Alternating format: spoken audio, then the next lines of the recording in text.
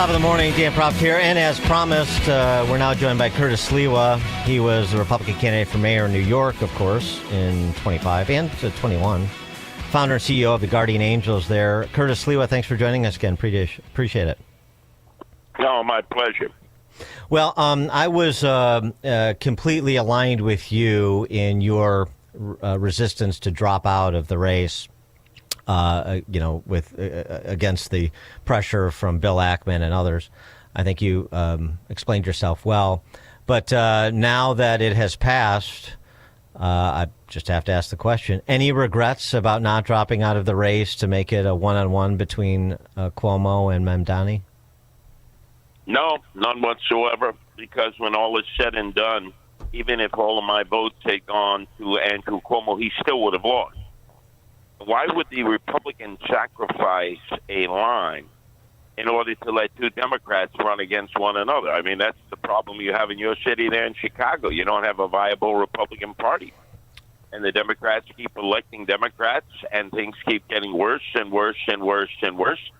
So you either have principles and you're a party of law and order and public safety and quality of life, or you're not. Or you might as well just allow a one-party system to exist. That's what I was, the Republican candidate, and I proudly ran in a race in which, unfortunately, too many Republicans, out of fear and fright, decided to endorse a failed Democrat, and the results they got were Zohran Mamdani as the mayor.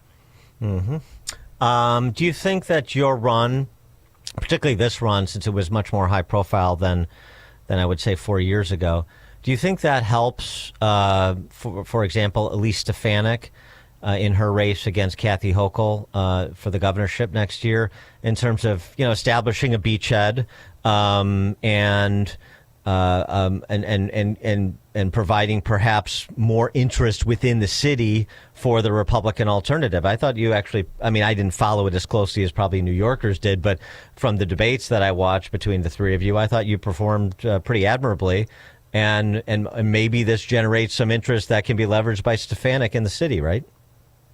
Well, it all depends on how Zohran Mamdani does in his first year in office. Obviously, I anticipate there's going to be a lot of problems along the way. He sold a lot of fantasy, and reality is going to suddenly hit hard. He'll blame everything on Donald Trump, the president, as he has already signaled he will if he doesn't get what he wants. But I think with Elise Stefanik, she will do very well in the rest of the state of New York. Unfortunately, the bulk of the vote is in New York City. And a Republican to become governor must win at least 35% of the New York City vote. That's what George Pataki was able to do in 1994, a year after Rudy Giuliani won as mayor of the city. And the combination of a Republican mayor, Rudy Giuliani, Mr. Law and Order, and George Pataki, what it brought to the state and city was stability, low crime, quality of life, no corruption, no chaos. With the Democrats, you got exactly the opposite. And that's why people have to be offered an alternative point of view when going into the ballot box. Because if it's all Democrat all the time, there's no checks and balances, there's no transparency. And ultimately, you have what you have in Chicago right now, and what we will experience now with a Democrat socialist mayor in New York City in Zohran Mamdani. Are you going to be campaigning for Stefanik in her race? Oh, absolutely. I was all during the mayoral campaign. I was actually presenting it as a 1-2 punch. Why not do what voters did in 1993 and 1994 and return stability to New York State and city so the fear and fright does not lead to more flight. We're losing massive amounts of population, both in the state and the city. It's going south of the border to Florida, Georgia, North Carolina, South Carolina, Texas, Tennessee, and other parts of the United States. The only way to stem that flow is to show the people that you're going to stabilize the situation fiscally, because we're spending money that we don't have. We're sort of like the federal government, except you have to have a balanced budget in both the city and state, and we're not doing that.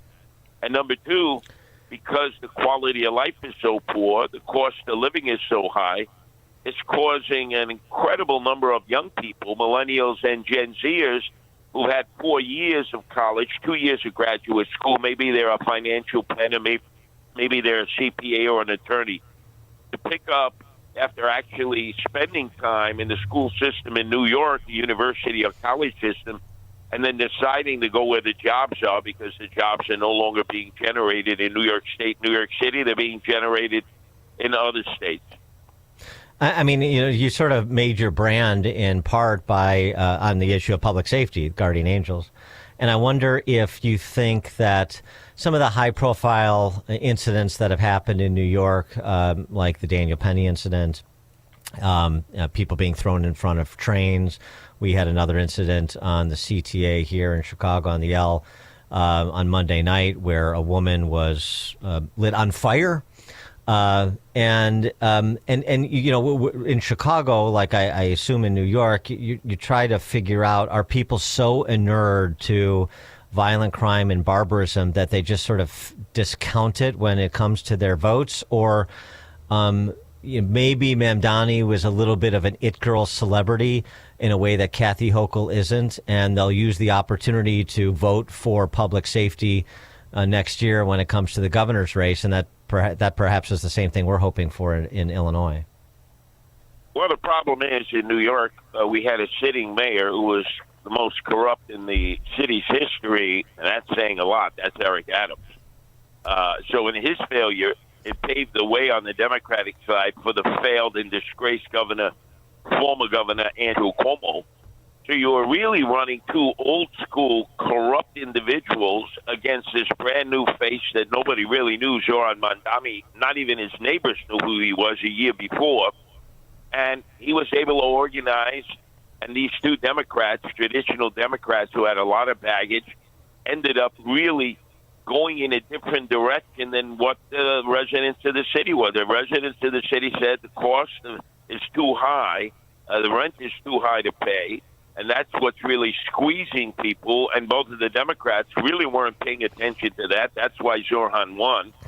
And I was focused on the law and order quality of life issue. As you said, you just had a situation. A woman was set on fire on the CTA. We had a situation a year ago. It's almost the anniversary, remember, where we had a woman set on fire by an illegal alien. Yeah. Set her on fire. She was like a torch. She melted to the ground.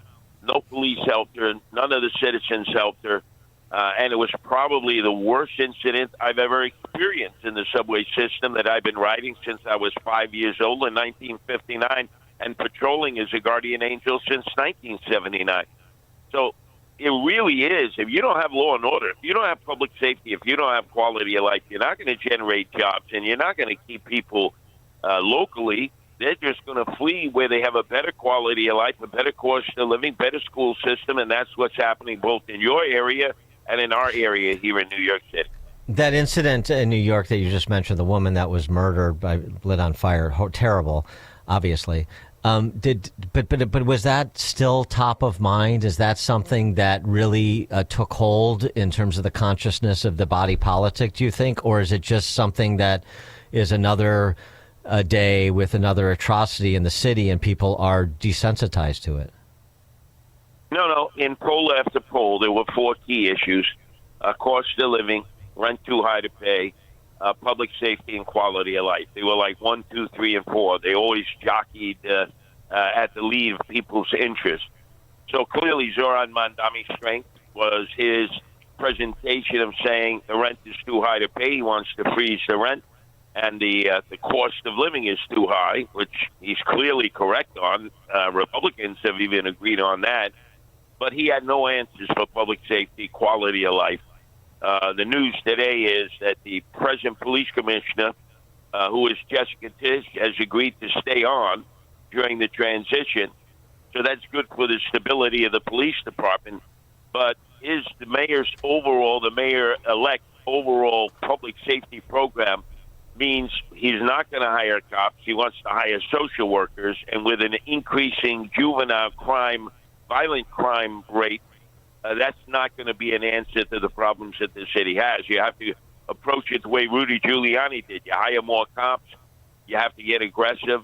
And most importantly, you have to go after the gangs, both those that are comprised of illegal aliens and those that are local gangs in the urban inner city areas. If you don't do that, you lose control of the city. Curtis Sliwa, New York City candidate for mayor in 21 and 2025, Republican. Founder, CEO of the Guardian Angels, of course. Curtis, thanks so much for joining us, and congratulations on your run. Appreciate it. Oh, anytime. My pleasure. And Curtis Sliwa joined us on the Turnkey.Pro answer line.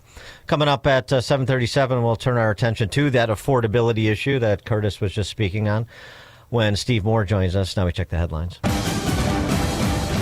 Good morning. It is 44 degrees in Chicago on AM